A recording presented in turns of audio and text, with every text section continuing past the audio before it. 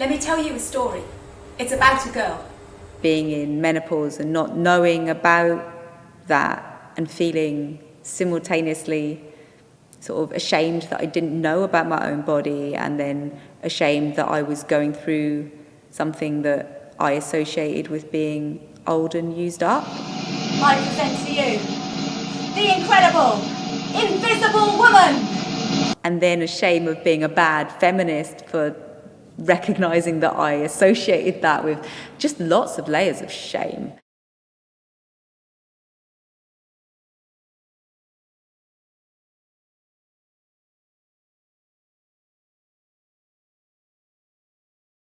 From talking to other people and the interviews I've done with other menopausal women, mainly who are older than me, but some who started when they were like in their 30s as well. Because I'd had so much interaction with people online where all these hundreds of women were separately saying there's nobody out there, there's no information, and they're all so alone and nobody's talking about it. Shame is a really big emotion that comes up again and again, and fear and just a lack of knowledge about it. I am going to get you to divide into two groups. One lot gets to be feelings, one lot gets to be facts. You're going to talk about your reactions to what everyone's written. There's a lot of ageism with it, with people feeling that if they mention that they're in menopause, that people will think they're past it. The average age in the UK is 51. It's a sign of ageing, and ageing's scary because it's a one-way ticket, isn't it? Having this space has definitely allowed me to develop my work in a way it wouldn't have if I'd just have been writing at my kitchen table and then practicing in my lounge or my garden. You have to step up to the space. Like, I have this studio to fill with work. No smoke or mirrors. All I need is time. I'd have been consciously thinking things smaller if I hadn't been in a studio. To work with Laura, my movement director dramaturge, with someone that's used to dance and movement and choreography, it's definitely pushed me further than I would have thought to have pushed myself. Because what you do is you shortchange that and then It's just great to be able to expand my creative practice out and see where it can go and play with it.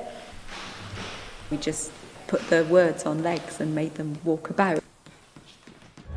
Etymology, from the Greek, periodos, originally used in Middle English to describe the time taken for an event or incident to be completed or to end. Hopefully this work will enable them to understand more about the process that's going to come towards them, but also to have more empathy and understanding with the people in their lives that are going through it.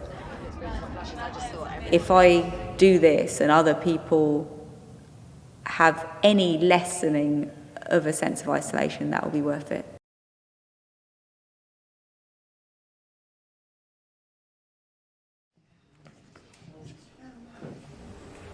Let me tell you a story. It's about a girl. There are only 5 species of mammal known to experience menopause. These are the orca, the beluga, the short-finned pilot whale, the narwhal, and humans. Things that have been in my vagina in the 9 months since diagnosis.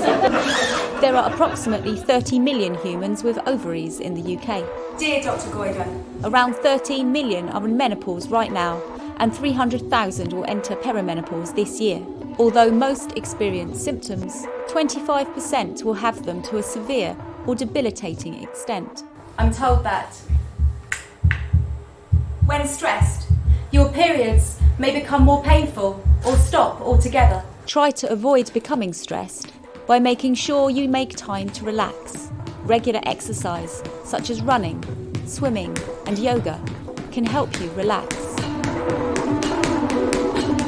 Only 1% will enter perimenopause before the age of 40. This is known as premature ovarian failure. I present to you the incredible, invisible woman! And I don't care about the numbers on the charts. I am laughing. And I have creams to smooth my skin, and I am dancing. and I have litanies to utter on repeat, and I am drinking with my friends. And the women on the TV remain in stasis, and it's a natural process. And I turn the beauty filter on my camera up, but only slightly. And nobody will guess if I don't tell them. As you can see, my props are minimal. All I need is time. All I need to do is wait. And you can watch me disappear.